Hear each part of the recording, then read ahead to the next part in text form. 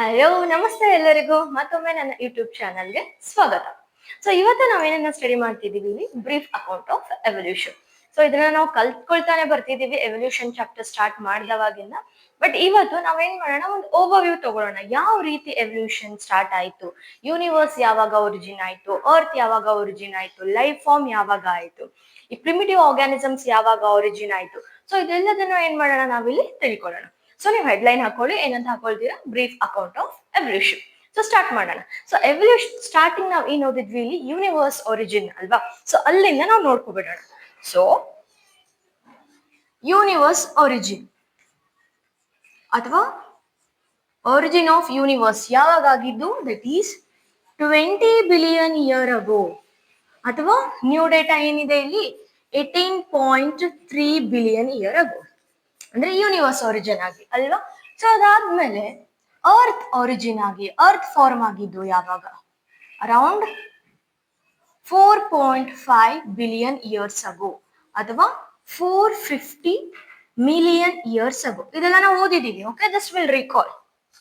And earth form ಆದ್ಮೇಲೆ ಏನಾಗಿದ್ದು ಇಲ್ಲಿ, first life appeared. First life appeared, earth ಮೇಲೆ ಲೈಫ್ ಅಪಿಯರ್ ಆಗಿದ್ದು ಯಾವಾಗ, 500 ಮಿಲಿಯನ್ ಇಯರ್ಸ್ ಅಗೋ, ಅಥವಾ you can say 4 billion years ago. Next ಇಲ್ಲಿ ಫಸ್ಟ್ ಸೆಲ್ಯುಲರ್ ಫಾರ್ಮ್ ಯಾವಾಗ ಒರಿಜಿನ್ ಆಗಿದ್ದು. ಸೆಲ್ಯುಲರ್ ಕಿಂತ ಮುಂಚೆ ಯಾವ್ದಿರುತ್ತೆ ಇಲ್ಲಿ, ನಾನ್ ಸೆಲ್ಯುಲರ್ ಅಲ್ವಾ. So first non cellular life form, first non cellular life form ಯಾವಾಗ ಒರಿಜಿನ್ ಆಗಿದ್ದು, that is 3 billion years ago. ಹಾಗಾದ್ರೆ ಫಸ್ಟ್ ಸೆಲ್ಯುಲರ್ ಲೈಫ್ ಫಾರ್ಮ್ ಆಗಿದ್ದು, first cellular life form that is 2 billion years ago, ಅಥವಾ 2000 million years ಅಗೋ. So ಇದನ್ನ ನಾವು ಓದಿದ್ದೀವಿ, ಇದಿಷ್ಟು ನಮಗೆ ಗೊತ್ತಿದೆ ಅಲ್ವಾ. ಸೊ ಇದಾದ್ಮೇಲೆ ನೆಕ್ಸ್ಟ್ ಏನ್ ಮಾಡೋಣ, ನಾವಿಲ್ಲಿ ಹೇಳಿದ್ವಿ ಫಸ್ಟ್ ಸೆಲ್ಯುಲರ್ ಲೈಫ್ ಫಾರ್ಮ್ ಆಯ್ತು. ಸೊ ಯಾವ ತರದ ಫಸ್ಟ್ ಸೆಲ್ ಇಲ್ಲಿ ಫಾರ್ಮ್ ಆಗಿದ್ದು, ಆಬ್ವಿಯಸ್ಲಿ ಸಿಂಗಲ್ ಸೆಲ್ ಅಲ್ವಾ, unicellular life forms. Because primitive ಇಂದ ಏನಾಗುತ್ತೆ ಇಲ್ಲಿ, ಕಾಂಪ್ಲೆಕ್ಸ್ ಆರ್ಗ್ಯಾನಿಸಮ್ಸ್ ಗಳು ಫಾರ್ಮ್ ಆಗುತ್ತೆ. ಸೊ ಇಲ್ಲಿ ಸೆಲ್ಯುಲರ್ ಲೈಫ್ ಫಾರ್ಮ್ ಅಲ್ಲಿ ಯಾವ ಆರ್ಗ್ಯಾನಿಸಮ್ಸ್ ಫಾರ್ಮ್ ಆಗಿತ್ತು ಅಂದ್ರೆ, the organisms which can break water ಅನ್ನ ಬ್ರೇಕ್ ಮಾಡಿ, ಅಂದ್ರೆ H2O ವಾಟರ್ ಮಾಲಿಕ್ಯೂಲ್ ಅನ್ನ ಬ್ರೇಕ್ ಮಾಡಿ ಆಕ್ಸಿಜನ್ ಅನ್ನ ರಿಲೀಸ್ ಮಾಡುವಂತ ಆರ್ಗ್ಯಾನಿಸಮ್ಸ್ ಇತ್ತು. ಯಾವುದು ಏನಂತ ಹೇಳಿದೆ ನಾನು ಇಲ್ಲಿ, ಸೆಲ್ಯುಲರ್ ಲೈಫ್ ಫಾರ್ಮ್ ಅಲ್ಲಿ the organisms which break water and release oxygen. ಈ ಪ್ರೊಸೆಸ್ ಎಲ್ಲ ಆಗುತ್ತೆ, ವಾಟರ್ ಅನ್ನ ಬ್ರೇಕ್ ಮಾಡಿ ಆಕ್ಸಿಜನ್ ರಿಲೀಸ್ ಮಾಡೋದು, ದಟ್ ಈಸ್ ಫೋಟೋಸಿಂಥಸಿಸ್. ಅಂದ್ರೆ ಯಾವ ಆರ್ಗ್ಯಾನಿಸಮ್ಸ್ ಇಲ್ಲಿ, ಫೋಟೋಸಿಂಥಸಿಸ್ ಮಾಡುವಂತ ಆರ್ಗ್ಯಾನಿಸಮ್ಸ್. ಸೊ ಫೋಟೋಸಿಂಥಸಿಸ್ ಅಂದ್ರೆ ಪ್ಲಾಂಟ್ಸ್ ಬಂದ್ಬಿಡ್ತಾ ಫಸ್ಟ್ ಸ್ಟಾರ್ಟಿಂಗು, ನೋ. ಯಾವುದು ನೀವು ಮೊನೆರಾ ಕಿಂಗ್ಡಮ್ ಅಲ್ಲಿ ಓದಿದೀರಾ, ದಟ್ ಈಸ್ ಗ್ರೀನ್. ಯಾವುದು, that is green, blue green algae ಅಂತಾನು ಹೇಳಿ ಕರಿತೀರಿ, ದಟ್ ಈಸ್ ಸೈನೋ ಬ್ಯಾಕ್ಟೀರಿಯಾ. ಯಾವುದು, ಸೈನೋ ಬ್ಯಾಕ್ಟೀರಿಯಾ. ಓಕೆ, ಯೂನಿಸೆಲ್ಯುಲರ್ ತಾನೇ ಇದು. ಸೊ ಏನಾಯ್ತು ಇಲ್ಲಿ, ಸಿಂಗಲ್ ಸೆಲ್ ಆರ್ಗ್ಯಾನಿಸಮ್ಸ್ ಅಥವಾ ಸಿಂಗಲ್ ಸೆಲ್ ಇಂದ ಏನ್ ಫಾರ್ಮ್ ಆಗ್ಲಿಕ್ಕೆ ಶುರು ಆಯ್ತು ಈ ಏಜ್ ಅಲ್ಲಿ, ಅರೌಂಡ್ ಮಲ್ಟಿ ಸೆಲ್ಯುಲರ್ ಆರ್ಗ್ಯಾನಿಸಮ್ಸ್ ಗಳು ಇವಾಲ್ವ್ ಆಗ್ಲಿಕ್ಕೆ, ಗ್ರೋ ಆಗ್ಲಿಕ್ಕೆ ಸ್ಟಾರ್ಟ್ ಆಯ್ತು. ಓಕೆ, ಸೊ ಆದ್ಮೇಲೆ ಅರೌಂಡ್ 500 ಮಿಲಿಯನ್ ಇಯರ್ಸ್ ಅಗೋ, 500 ಮಿಲಿಯನ್ ಇಯರ್ಸ್ ಅಗೋ ಏನಾಯ್ತು ಇಲ್ಲಿ, ಇನ್ವರ್ಟಿಬ್ರೇಟ್ಸ್ ಫಾರ್ಮ್ ಆಯ್ತು. ಇನ್ವರ್ಟಿಬ್ರೇಟ್ಸ್ ಅಂದ್ರೆ ಏನು, ಪೋರಿಫೆರಾ ಇರ್ಬೋದು, ಸಿಲಿಂಟ್ರೇಟಾ ಇರ್ಬೋದು, ನಿಡೋಫೆರಾ ಇರ್ಬೋದು, ಟಿನೋಫೋರಸ್, ಇದೆಲ್ಲ. ಓಕೆನಾ. ಸೊ ಇಲ್ಲಿ ಇನ್ವರ್ಟಿಬ್ರೇಟ್ಸ್ ಏನಾಯ್ತು ಇಲ್ಲಿ ಫಾರ್ಮ್ಡ್. ಸೊ ಅವುಗಳ ಲೈಫ್ ಇತ್ತು, ಅವುಗಳದ್ದು ಏಜ್ ಅರೌಂಡ್ 500 ಮಿಲಿಯನ್ ಇಯರ್. ಅದಾದ್ಮೇಲೆ 350 ಮಿಲಿಯನ್ ಇಯರ್ಸ್ ಅಗೋ, 350 ಮಿಲಿಯನ್ ಇಯರ್ಸ್ ಅಗೋ ಏನ್ ಫಾರ್ಮ್ ಆಯ್ತು ಇಲ್ಲಿ, ಜಾಲೆಸ್ ಫಿಶಸ್. ಯಾವುದು, ಜಾಲೆಸ್ ಫಿಶಸ್ ಗಳು ಫಾರ್ಮ್ ಆಯ್ತು. ಅಂದ್ರೆ ಅಜ್ಞಾತ. ಓಕೆ, ಟೀತ್ಸ್ ಗಳು ಇರಲಿಲ್ಲ, ಜಾಲೆಸ್. ಅದಾದ್ಮೇಲೆ ಏನ್ ಫಾರ್ಮ್ ಆಯ್ತು ಇದೇ ಟೈಮ್ ಅಲ್ಲಿ, that is fishes with snout and strong fins. So jawless fishes as well as ಕೆಲವೊಂದು ಫಿಶ್ ಗಳಿಗೆ ಏನಿತ್ತು ಇಲ್ಲಿ, ಒಂದು ಸ್ಟೌಟ್ ಇತ್ತು. ಹೆಂಗೆ ನೀವು ಕ್ರೊಕೊಡೈಲ್ದು ಫೇಸ್ ನೋಡಿರ್ತೀರಲ್ವಾ, ಸ್ನೌಟ್. ಸೊ ಅದೇ ರೀತಿ ಫಿಶಸ್ ಏನಿತ್ತು ಇಲ್ಲಿ, ಸ್ನೌಟ್ ಇತ್ತು ಅಂಡ್ ಸ್ಟ್ರಾಂಗ್ ಫಿನ್ಸ್ ಇತ್ತು. ಅಂಡ್ ಇನ್ನೊಂದು ಏನು ಇಲ್ಲಿ ಕ್ಯಾರೆಕ್ಟರ್ ಇದ್ರದ್ದು ಅಂದ್ರೆ, these fishes with snout and strong fins can can move to move to land move to land and go back to water. ಹಂಗೆ ನೀವು ಕ್ರೊಕೊಡೈಲ್ ಅನ್ನು ತಗೊಳ್ಳಿ, ಇವಾಗ ಏನ್ ಮಾಡುತ್ತೆ, ಅದು ನೀರಲ್ಲೂ ಇರುತ್ತೆ ಅಂಡ್ ಹೊರಗಡೆ ದಂಡೆ ಮೇಲೂ ಬರುತ್ತೆ ಅಲ್ವಾ. ಅದೇ ರೀತಿ ಈ ಸ್ನೌಟ್ ಅಂಡ್ ಸ್ಟ್ರಾಂಗ್ ಫಿನ್ಸ್ ಇರುವಂತ ಫಿಶಸ್ ಗಳು ಕೂಡ ಏನ್ ಮಾಡ್ತಿತ್ತು, ಲ್ಯಾಂಡ್ ಮೇಲೆ ಬಂದು ಸ್ವಲ್ಪ ಹೊತ್ತು ಇದು ತಿರ್ಗಾ ಏನಾಗ್ತಿತ್ತು, ನೀರಿಗೆ ಅಂದ್ರೆ ಆಕ್ವಾಟಿಕ್ ಬಾಡಿಗೆ, ವಾಟರ್ ಅಲ್ಲಿ ಹೋಗ್ತಿತ್ತು. ಸೊ ಅದಾದ್ಮೇಲೆ ಅರೌಂಡ್ 320 million years ago ಏನ್ ಫಾರ್ಮ್ ಆಯ್ತು ಇಲ್ಲಿ, ಸೀವೀಡ್ಸ್. ಏನ್ ಫಾರ್ಮ್ ಆಯ್ತು, seaweeds and some primitive plants exist ಆಯ್ತು. ಸೊ ಸೀವೀಡ್ಸ್ ಅಂದ್ರೆ ನಿಮಗೆ ಗೊತ್ತಿದೆ, ಮ್ಯಾಕ್ರೋ ಆಲ್ಗೆ ಅಂತ ಹೇಳಿ ಕರಿತೀವಿ ನಾವು ಅಲ್ವಾ. So which can be visible ಆಲ್ಗೆಗಳು. So those are seaweeds. ಆಮೇಲೆ ಕೆಲವೊಂದು ಪ್ಲಾಂಟ್ಸ್ ಕೂಡ ಏನಾಗಿತ್ತು, ಎಕ್ಸಿಸ್ಟ್ ಆಗಿತ್ತು. ಅಂಡ್ ಆಲ್ವೇಸ್ ರಿಮೆಂಬರ್, ಫಸ್ಟ್ ಇಲ್ಲಿ ಲ್ಯಾಂಡ್ ಮೇಲೆ ಬಂದಿರುವಂತ ಪ್ಲಾಂಟ್ಸ್ ಯಾವುದು, ಸಾರಿ, ಲ್ಯಾಂಡ್ ಮೇಲೆ ಬಂದಿರುವಂತ ಆರ್ಗಾನಿಸಮ್ಸ್ ಗಳೇ ಯಾವುದು ಇಲ್ಲಿ, ದಟ್ ಆರ್ ಪ್ಲಾಂಟ್ಸ್. ಅಂದ್ರೆ ಅನಿಮಲ್ಸ್ ಲ್ಯಾಂಡ್ ಮೇಲೆ, ಭೂಮಿ ಮೇಲೆ ಬರೋಕ್ಕಿಂತ ಮುಂಚೆನೆ ಯಾರು ಇಲ್ಲಿ ಲ್ಯಾಂಡ್ ಅನ್ನ ಅಕ್ವೈರ್ ಮಾಡ್ಕೊಂಡಿದ್ರು, ಪ್ಲಾಂಟ್ಸ್. ಸೊ ಹಾಗಾಗಿ ನಾವೇನಂತ ಹೇಳ್ಬೋದು, ಪ್ಲಾಂಟ್ಸ್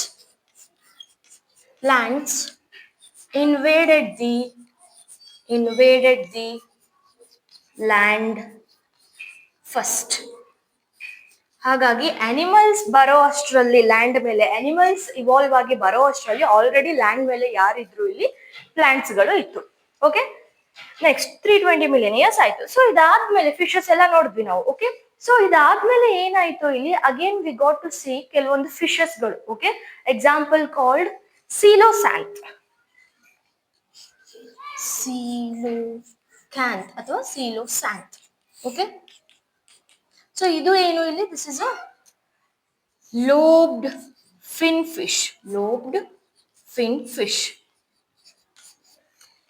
ಅಂಡ್ ಇದು ಕೂಡ ಅರೌಂಡ್ 350 million years ago ಅಲ್ಲಿನೇ ಇದನ್ನು ಗೊತ್ತಾಗಿದೆ. ಓಕೆ, ಸೊ ಸೀಲೋಕ್ಯಾಂತ್ ಅನ್ನೋದೇನು ಇಲ್ಲಿ ಒಂದು lobed fish. Okay, lobed fin fish. So ಈ ಫಿಶ್ ಏನಾಗಿತ್ತು, ಎಕ್ಸ್ಟಿಂಕ್ಟ್ ಆಗಿದೆ ಅಂತ ಅನ್ಕೊಂಡಿದ್ರು, ಸೀಲೋಕ್ಯಾಂತ್. ಓಕೆ, ಎಕ್ಸ್ಟಿಂಕ್ಟ್ ಆಗಿದೆ ಅಂತ ಅನ್ಕೊಂಡಿದ್ರು. ಬಟ್ ಇನ್ ದ ಇಯರ್ 1938, ಯಾವ ಇಯರ್ ಅಲ್ಲಿ, in the year 1938 south Africa ಅಲ್ಲಿ ಸೊ ಲಿವಿಂಗ್ ಸೀಲೋಕ್ಯಾಂತನ ಏನ್ ಮಾಡಿದ್ರು ಇಲ್ಲಿ, ಅಬ್ಸರ್ವ್ ಮಾಡಿದ್ರು, ಅಂದ್ರೆ ಒಂದು ಫಿಶ್ ಮಾರ್ಕೆಟ್ ಅಲ್ಲಿ. ಸೊ ಓಕೆ, ಇಲ್ಲಿ ಫಿಶ್ ಎಲ್ಲ ತಗೊಂಡ್ ಬಂದವಾಗ ಸೊ ಈ ತರದ ಒಂದು ಹೊಸದಾಗಿ ಇರುವಂತ ಫಿಶ್ ಅನ್ನ ನೋಡಿದ್ರು. ಓಕೆ, 1938 ಅಲ್ಲಿ ಸೌತ್ ಆಫ್ರಿಕನ್ ಒಂದು ಫಿಶ್ ಮಾರ್ಕೆಟ್ ಅಲ್ಲಿ ಯಾವ ಫಿಶ್ ಅನ್ನ ಅಬ್ಸರ್ವ್ ಮಾಡಿದ್ರು, ಒಂದು ಲೋಬ್ ಫಿನ್ ಇರುವಂತ ಫಿಶ್, ದಟ್ ಈಸ್ ಸೀಲೋಕ್ಯಾಂತನ ಅಬ್ಸರ್ವ್ ಮಾಡಿದ್ರು. ಅಂಡ್ ಸಮ್ಸೆ ಅವಾಗ ಅದು ಎಕ್ಸ್ಟಿಂಕ್ಟ್ ಆಗೋಗಿದೆ ಅಂತ ಹೇಳಿ, but it is still a living. ಇದನ್ನ ಕೇಳ್ತಾರೆ ಸುಮಾರು ಸರಿ ಕ್ವಶನ್ಸ್, ನೆನ್ಪಿಟ್ಕೊಳ್ಳಿ. ಸೀಲೋಕ್ಯಾಂತ್ ಯಾವ year, 1938, lobe fin fish. Okay, ಅಥವಾ ಲೋಬ್ಡ್ ಫಿಶ್ ಅಂತಾನು ಅನ್ಕೋಬಹುದು. ಓಕೆ, ಸೊ ಅದಾದ್ಮೇಲೆ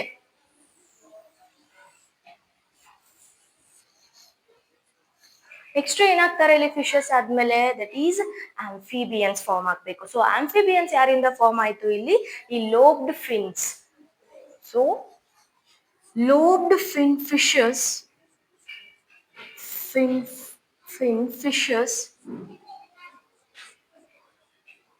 evolved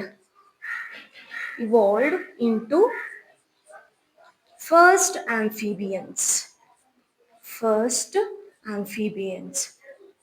ಸೊ ಲೋಬ್ಡ್ ಫಿನ್ ಅಂದ್ರೆ ಏನು, ಅದ್ರದ್ದು ಫಿನ್ ಏನಿರುತ್ತೆ ಇಲ್ಲಿ, ಲೋಬ್ಡ್ ಸ್ಟ್ರಕ್ಚರ್ ಇರುತ್ತೆ, ರೌಂಡ್ ಅಂಡ್ ಸ್ಟ್ರಾಂಗ್ ಇರುತ್ತೆ. ಹಾಗಾಗಿ ಲೋಬ್ಡ್ ಫಿನ್ ಅಂತ ಹೇಳಿ ಕರೀತಾರೆ ಆ ಫಿಶಸ್.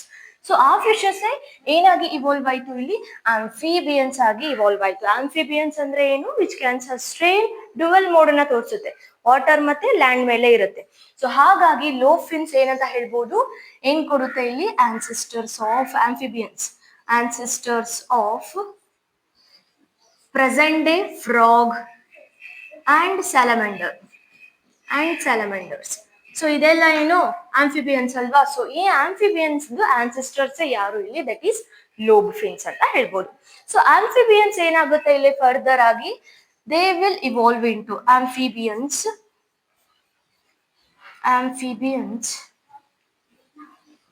ಇವಾಲ್ವ್ ಇಂಟು ಏನಾಗುತ್ತೆ, ಇಂಟು ರೆಪ್ಟೈಲ್ಸ್ ಆಗಿ ಇವಾಲ್ವ್ ಆಗುತ್ತೆ.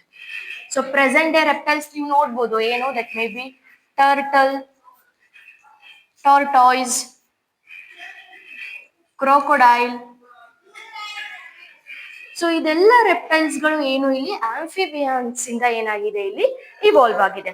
ಅಂಡ್ ನಿಮಗೆ ಗೊತ್ತಿರಲಿ ರೆಪ್ಟೈಲ್ಸ್ಗಳು ಏನಾಗುತ್ತೆ ಇಲ್ಲಿ ಎಸ್ಪೆಷಲಿ ಮೀಸೋಜೋಯಿಕ್ ಎರಾ. ನೆಕ್ಸ್ಟ್ ಬರೋದು ಇವಾಗ ಆಲ್ರೆಡಿ ಯಾರು ಬಂದ್ರು, ರೆಪ್ಟೈಲ್ಸ್ ಬಂದ್ರು. ಸೊ ನಿನ್ನೆ ತಾನೇ ನೋಡಿದ್ವಿ ನಾವು ರೆಪ್ಟೈಲ್ಸ್ ಎರಾ ಯಾವುದು ಇಲ್ಲಿ, that is Mesozoic era. So around 200 million years ago, ಅಥವಾ ಏನಂತ ಹೇಳ್ಬೋದು ಮೀಸೋಜೋಯಿಕ್ ಎರಾಲಿ ಏನಾಯ್ತು ಇಲ್ಲಿ ಸ್ಮಾಲ್ ರೆಪ್ಟೈಲ್. ಸ್ಟಾರ್ಟಿಂಗ್ ಬರೋದು ಯಾವುದು, small reptiles emerged starting. Okay, but ಅದಾದ ಮೇಲೆ ಮೀಸೋಜೋಯಿಕ್ ಎರಾಲಿ ಏನಾಯ್ತು, ನಮಗೆ ಡಿಫ್ರೆಂಟ್ ಸೈಜ್ ಮತ್ತೆ ಶೇಪ್ಸ್ ಅಲ್ಲಿ ಇರುವಂತ, ಅಂದ್ರೆ ಸ್ಮಾಲ್ ಟು ಲಾರ್ಜ್ ಶೇಪ್ಸ್ ಅಲ್ಲಿ ಇರುವಂತ ರೆಪ್ಟೈಲ್ಸ್ ಗಳು ಏನಾಯ್ತು ಇಲ್ಲಿ ಅರ್ತ್ ಅನ್ನ ಡಾಮಿನೇಟ್ ಮಾಡ್ತು. So different shapes and sizes of reptiles dominated the earth. ಅಂದ್ರೆ ಅರ್ತ್ ಮೇಲೆ ರೆಪ್ಟೈಲ್ಸ್ ಗಳ ಸಂಖ್ಯೆ ಏನಾಯ್ತು ಇಲ್ಲಿ ಜಾಸ್ತಿ ಇತ್ತು ಅಂತ ಹೇಳಿ. ಯಾಕೆ ಜಾಸ್ತಿ, ಒಂದು ರೀಸನ್ ಏನು ಅಂದ್ರೆ ರೆಪ್ಟೈಲ್ಸ್ ನಮಗೆ ಗೊತ್ತಿದೆ ಇಂಟರ್ನಲ್ ಫರ್ಟಿಲೈಸೇಷನ್ ಮಾಡುತ್ತೆ ಅಲ್ವಾ, ಅದೇ ಆಂಫಿಬಿಯನ್ಸ್ ಏನು ಇಲ್ಲಿ ಎಕ್ಸ್ಟರ್ನಲ್. ಸೊ ಇವಾಗ ಎಗ್ ಲೇಯಿಂಗ್ ಕೂಡ ಹೌದು ರೆಪ್ಟೈಲ್ಸ್. ಆ ಎಗ್ ಏನಿರುತ್ತೆ ಇಲ್ಲಿ ಸ್ಟ್ರಾಂಗ್ ಇರುತ್ತೆ, because it is covered by a shell ಇಂದ ಕವರ್ ಆಗಿರುತ್ತೆ ಈ ಎಗ್. ಹಾಗಾಗಿ ಸನ್ ರೈಸ್ ಬಿದ್ರೂ ಕೂಡ ಅದು ಡ್ರೈ ಆಗಿ ಏನಾಗಲ್ಲ ಇಲ್ಲಿ ಹಾಳಾಗಲ್ಲ. ಓಕೆ, ಸೊ ಇದು ಒಂದು ರೀಸನ್ ಅನ್ನ ನಾವು ಇಲ್ಲಿ ಇನ್ಕ್ಲೂಡ್ ಮಾಡ್ಬೋದು. ಸೊ ಇವಾಗ ಡಿಫ್ರೆಂಟ್ ಶೇಪ್ ಮತ್ತೆ ಸೈಜ್ ಇರುವಂತ ರೆಪ್ಟೈಲ್ಸ್ ಗಳು ಇದಾವೆ ಅಂತ ಹೇಳಿದ್ವಿ. ಸೊ ಅದೇ ರೀತಿ ಇಲ್ಲಿ ಕೆಲವೊಂದು ರೆಪ್ಟೈಲ್ ಎಸ್ಪೆಷಲಿ ಏನಾಯ್ತು ಇಲ್ಲಿ, ಇವಾಗ ರೆಪ್ಟೈಲ್ ಅಂದ ತಕ್ಷಣ ಆಬ್ವಿಯಸ್ಲಿ ಏನೋದು ಟೆರೆಸ್ಟ್ರಿಯಲ್ ರೀಜನ್ಗೆ ಜಾಸ್ತಿ ಇರುತ್ತೆ. ಓಕೆ, ಸೊ ಬಟ್ ಕೆಲವೊಂದು ರೆಪ್ಟೈಲ್ಸ್ ಏನ್ ಮಾಡುತ್ತೆ ಇಲ್ಲಿ, ಲ್ಯಾಂಡ್ ರೆಪ್ಟೈಲ್ಸ್ ತಿರ್ಗಾ ನೀರಿಗೆ ಅಂದ್ರೆ ವಾಟರ್ ಬಾಡಿಗೆ ಹೋಗಿ ಫಿಶ್ ಲೈಕ್ ಫಿಶಸ್ ಗಳನ್ನ ಹೋಲೋ ಅಂತ ರೆಪ್ಟೈಲ್ಸ್ ಆಗಿ ಕನ್ವರ್ಟ್ ಆಗುತ್ತೆ. ಓಕೆ, ಸೊ ಆ ತರದ ಒಂದು ಎಕ್ಸಾಂಪಲ್ ಯಾವ್ದಿದೆ ನಮ್ಗೆ ಇಲ್ಲಿ, ಇಕ್ಥಿಯೋಸಾರಸ್. ಸೊ ಏನಂತ ಹೇಳಿದೆ ನಾನು ಇಲ್ಲಿ, some reptiles went back to water and evolved fish like ಅಂತ ಹೇಳ್ತಿದೀವಿ, ಫಿಶ್ ತರ, ಬಟ್ ಯಾರು ರೆಪ್ಟೈಲ್ಸ್. ಸೊ ಎಕ್ಸಾಂಪಲ್ ಯಾವುದು ಇಲ್ಲಿ, ದಟ್ ಈಸ್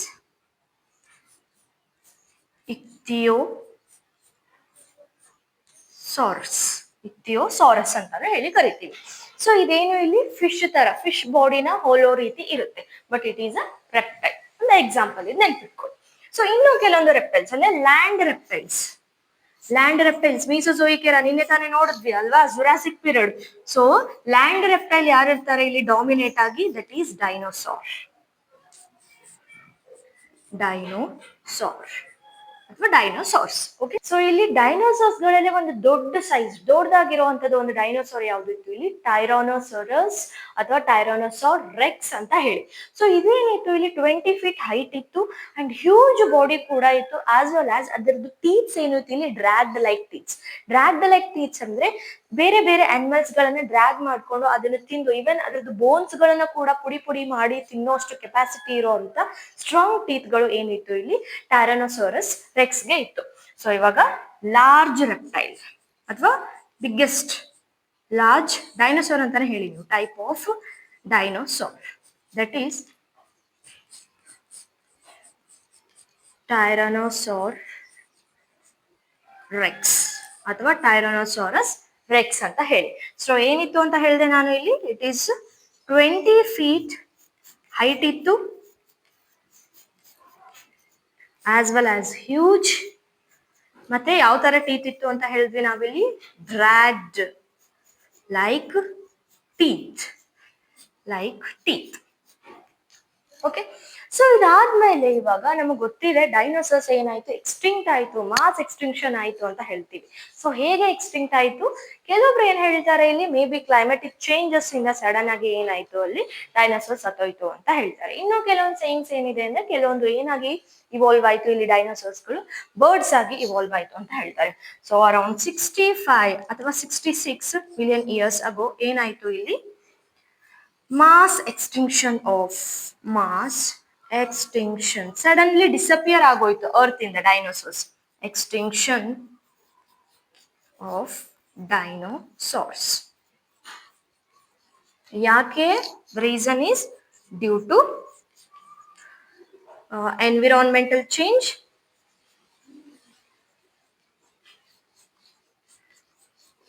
ಅಥವಾ some dinosaurs evolved into birds. Okay, so ಈ ಟೈಮಲ್ಲಿ ಇರುವಂತ ಚಿಕ್ಕ ಚಿಕ್ಕ ರೆಪ್ಟೈಲ್ಸ್ ಕೂಡ ಇನ್ನು ಪ್ರೆಸೆಂಟ್ ಡೇಲು ಕೂಡ ಏನಿದೆ ಆ ರೆಪ್ಟೈಲ್ಸ್ಗಳು ಇನ್ನು ಎಕ್ಸಿಸ್ಟ್ ಇದೆ.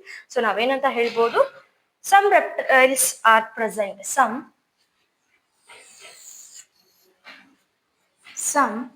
ಆರ್ ಫ್ಯೂ ಅಂತ ಹೇಳ್ಬೋದು. ancient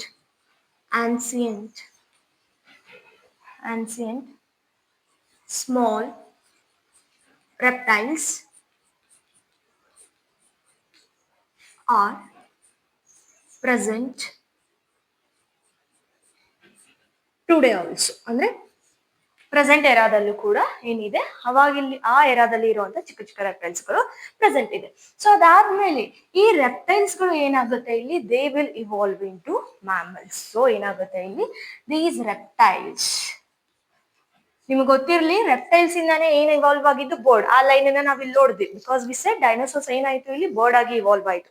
ಅದೇ ರೀತಿ ಇನ್ನೂ ಕೆಲವೊಂದು ರೆಪ್ಟೈಲ್ಸ್ ಗಳು ಏನಾಗಿ ಇವಾಲ್ವ್ ಆಗುತ್ತೆ ಇಲ್ಲಿ, ರೆಪ್ಟೈಲ್ಸ್ ಇವಾಲ್ವ್ಡ್ into mammals ಆಗಿ ಇವಾಲ್ವ್ ಆಯ್ತು. ಅಂಡ್ ಮ್ಯಾಮಲ್ಸ್ ಯಾವ ರೀತಿ ಇತ್ತು ಮುಂಚೆ ಸ್ಟಾರ್ಟ್ ಆದಾಗ, ಇವಾಲ್ವ್ ಆದಾಗ ಅಂದ್ರೆ ದೇ ವರ್ ಲೈಕ್ ಅ ಶ್ರೀವ್ಸ್. ಏನಂತ ಹೇಳ್ತೀವಿ ಇಲ್ಲಿ, mammals were small like shrews. shrews ಅಂದ್ರೆ ಏನು, ಹಿಂಗೆ ನೀವು ಇದು ರ್ಯಾಟ್ ಎಲ್ಲ ನೋಡ್ತೀರಲ್ಲ ಆ ಸೈಜ್ ಅಲ್ಲಿ ಇರುತ್ತೆ, ಸ್ಮಾಲ್ ಇತ್ತು ಮ್ಯಾಮಲ್ಸ್. ಸೊ ಹಾಗೇನೆ ಆ ಮ್ಯಾಮಲ್ಸ್ ಗಳು ಏನಿತ್ತು, ಕ್ಯಾರೆಕ್ಟರ್ ಏನಿತ್ತು ಇಲ್ಲಿ ಇವಾಗ್ಲೂ ಕೂಡ ವಿವಿ ಪ್ಯಾರಸ್ ಅಂದ್ರೆ ಏನು, ಕಂಪ್ಲೀಟ್ ಯಂಗ್ ಇಂಡಿವಿಜುವಲ್ಸ್ಗೆ ಏನ್ ಮಾಡುತ್ತೆ ಇದು ಬರ್ತ್ ಕೊಡುತ್ತೆ, ಪಾರ್ಶಿಯಲಿ ಅಲ್ಲ, ಕಂಪ್ಲೀಟ್ ಡೆವಲಪ್ ಆಗಿರುವಂತ ಫೀಟಸ್ ಬೇಬಿಗೆ ಏನ್ ಮಾಡುತ್ತೆ ಬರ್ತ್ ಕೊಡುತ್ತೆ. ಅಂದ್ರೆ ಪೇರೆಂಟಲ್ ಕೇರ್ ಒಳಗಡೆನೆ ಏನಾಗುತ್ತೆ ಇಲ್ಲಿ ಬೇಬಿ ಗ್ರೋ ಆಗುತ್ತೆ. And as well as mammals viviparous ಜೊತೆಗೆ ಏನಿತ್ತು ಅಂದ್ರೆ ಇಂಟೆಲಿಜೆಂಟ್ ಇತ್ತು. ಎದ್ರಲ್ಲಿ intelligent in sensing and avoiding danger.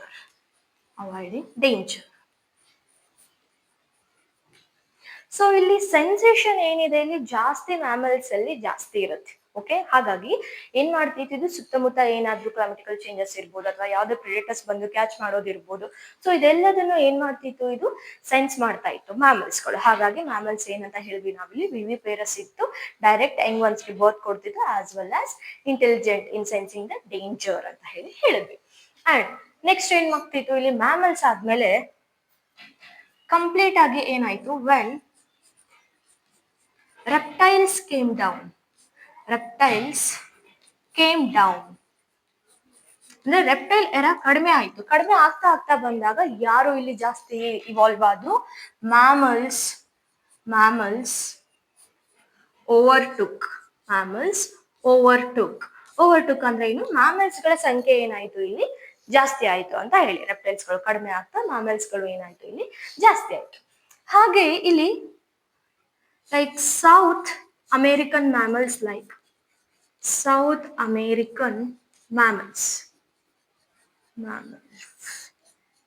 like and one more thing ಇಲ್ಲಿ this particular ಇಲ್ಲಿ ಮೀಸೋಜೋಯಿಕ್ era ಅಂತ ಹೇಳಿದ್ವಲ್ಲ.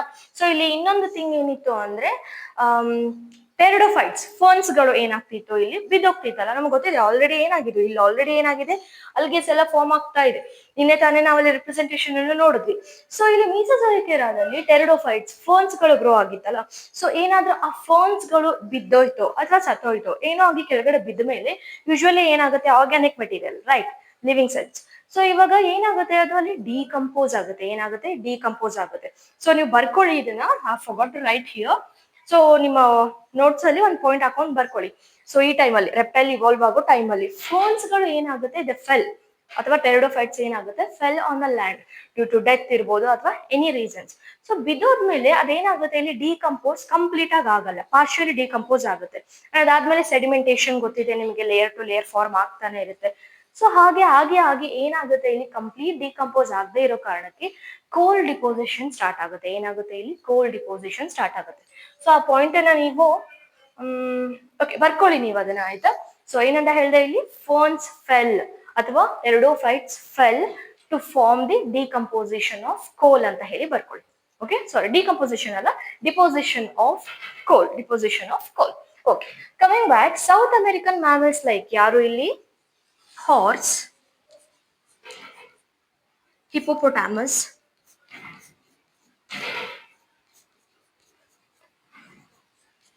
ಬಿಯರ್, ಟೈಗರ್ ಅಂದ್ರೆ ರಿಸೆಂಬಲಿಂಗ್. ಓಕೆ, ಯಾವ ಯಾವ ಅನಿಮಲ್ಸ್ ಗಳನ್ನು ರಿಸೆಂಬಲ್ ಮಾಡ್ತಿತ್ತು ಇಲ್ಲಿ, South American mammals, horse, hippopotamus, bear and tiger. So ಇವುಗಳೆಲ್ಲ ಇತ್ತು. ಬಟ್ ಈ ಟೈಮಲ್ಲಿ ಏನಾಗುತ್ತೆ, ಈ ಸೌತ್ ಅಮೆರಿಕನ್ ಮ್ಯಾಮಲ್ಸ್ ಏನಿದೆಯಲ್ಲ ಇದೆಲ್ಲ mammals. Okay, so the south American mammals, American mammals, not only mammals, ಅಲ್ಲಿರುವಂತ ಎಲ್ಲ organisms. Okay, mammals override or overridden by North American fauna. North American fauna ma'am ಏನ್ ಬರದ್ರಿ ನೀವು? ಓಕೆ, ಸೊ ಏನಾಗಿತ್ತು ಅಂದ್ರೆ ಮುಂಚೆ ಒಂದೇ ಲ್ಯಾಂಡ್ ಇತ್ತು. ಇವಾಗ ಹೆಂಗೆ ನಾವು ಕಾಂಟಿನೆಂಟ್ಸ್ ಅಂತ ಎಲ್ಲ ಹೇಳ್ತೀವಲ್ಲ, ಮುಂಚೆ ಆ ರೀತಿ ಏನು ಇರಲಿಲ್ಲ. ಬರೀ ಒಂದೇ ಒಂದು ಲ್ಯಾಂಡ್ ಇತ್ತು, complete big large land.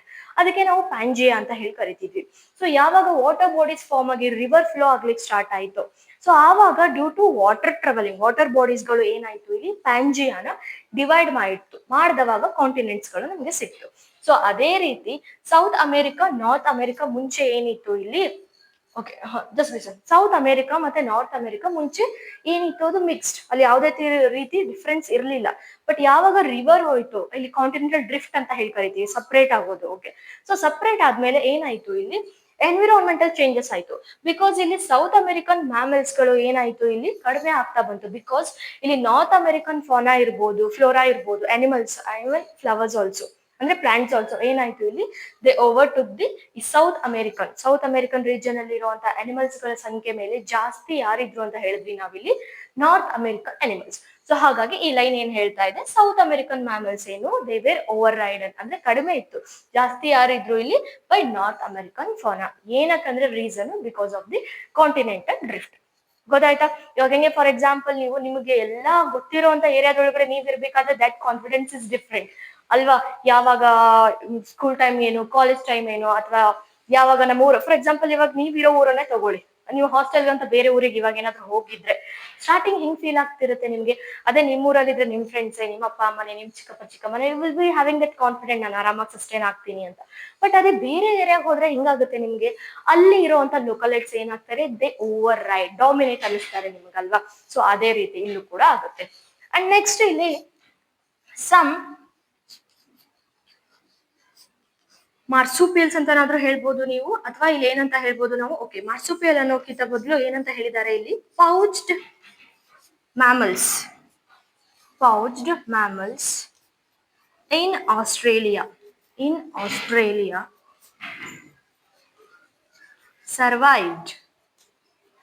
survived as they lack competition from other mammals. So ಇಲ್ಲಿ ಆಸ್ಟ್ರೇಲಿಯನ್ ಕಂಟಿನೆಂಟ್ ಅಲ್ಲಿ ಏನಿತ್ತು ಪೋಸ್ಟ್ ಮ್ಯಾಮಲ್ಸ್ ಪ್ಲಾಸೆಂಟಲ್ ಮ್ಯಾಮಲ್ಸ್ ನಾವೆಲ್ಲ ಓದಿದೀವಿ ಅಲ್ವಾ. ಸೊ ಈ ಲೈನ್ ಏನ್ ಹೇಳ್ತಾ ಇದೆ, ಆ ಆಸ್ಟ್ರೇಲಿಯನ್ ಕಂಟಿನೆಂಟ್ ಅಲ್ಲಿ ಪೋಸ್ಟ್ ಮ್ಯಾಮಲ್ಸ್ ಗಳು ಏನಾಯ್ತು ಇಲ್ಲಿ ಆರಾಮಾಗಿ ಸರ್ವೈವ್ ಆಯ್ತು. ಸೊ ಆರಾಮಾಗಿ ಸರ್ವೈವ್ ಆಗ್ತಾ ಇದೆ, ಸ್ಟ್ರಗಲ್ ಪಡ್ತಾ ಇಲ್ಲ ಅಂದ್ರೆ ರೀಸನ್ ಏನಿರುತ್ತೆ ಇಲ್ಲ, ಆಬ್ವಿಯಸ್ಲಿ ಕಾಂಪಿಟೇಟರ್ಸ್ ಏನಿರ್ತಾರೆ ಇಲ್ಲಿ ಕಡಿಮೆ ಇರ್ತಾರೆ. ಅಂಡ್ ಇನ್ನು ಕೆಲವೊಂದು ಮ್ಯಾಮಲ್ಸ್ ಏನಾಗಿ ಇವಾಲ್ವ್ ಆಯ್ತು ಇಲ್ಲಿ, ಓಲಿ ಮ್ಯಾಮಲ್ಸ್. ಓಲಿ ಮ್ಯಾಮಲ್ಸ್ ಅಂದ್ರೆ ಏನು ಇಲ್ಲಿ, those mammals which present in aquatic ಅಥವಾ ವಾಟರ್, ನೀರಲ್ಲಿ. ಓಕೆ, ಅಕ್ವಾಟಿಕ್ ಬಾಡಿ ನೀರಲ್ಲಿ. ಓಕೆ, ಅಕ್ವಾಟಿಕ್ ಮ್ಯಾಮಲ್ಸ್ ಅಂತ ಹೇಳಿ ಕರಿತೀವಿ. ಯಾವುದು ನಮಗೆ ಗೊತ್ತಿದೆ, ದಟ್ ಈಸ್ ವೇಲ್ ಇರ್ಬೋದು, ಡಾಲ್ಫಿನ್ ಇರ್ಬೋದು, ಸೀಲ್ಸ್ ಇರ್ಬೋದು and sea cows. Okay, so ಈ ರೀತಿ ಏನಾಯ್ತು ಇಲ್ಲಿ ಎವಲ್ಯೂಷನ್ ಆಯ್ತು. ಸೊ ಪ್ಲೀಸ್ ಡೋಂಟ್ ಫರ್ಗೆಟ್ ಆ ಪಾಯಿಂಟ್ ಅನ್ನ ಬರ್ಕೊಳ್ಳಿ ಇಲ್ಲಿ ನೀವು, ಮೀಸೋಜೋಯಿಕ್ ಎರಾಲಿ ರೆಪ್ಟೈಲ್ ಯಾವಾಗ ಎಮರ್ಜ್ ಆಯ್ತು ಅಂತ. So that for fell, okay, to form what, deposition of the coal, ಅದನ್ನು ಬರ್ಕೊಳ್ಳಿ. ಸೊ ಇದು ಕಂಪ್ಲೀಟ್ ಏನು ಇಲ್ಲಿ ಒಂದು ಸ್ಮಾಲ್ ಅಕೌಂಟ್ ಅಥವಾ ಬ್ರೀಫ್ ಅಕೌಂಟ್ ಆಫ್ ಎವಲ್ಯೂಷನ್, ಹೇಗೆ ಇಲ್ಲಿ ಪ್ರಿಮಿಟಿವ್ ಆರ್ಗಾನಿಸಮ್ ಇಂದ ಮ್ಯಾಮಲ್ ವರ್ಗು ಫಾರ್ಮ್ ಆಯ್ತು.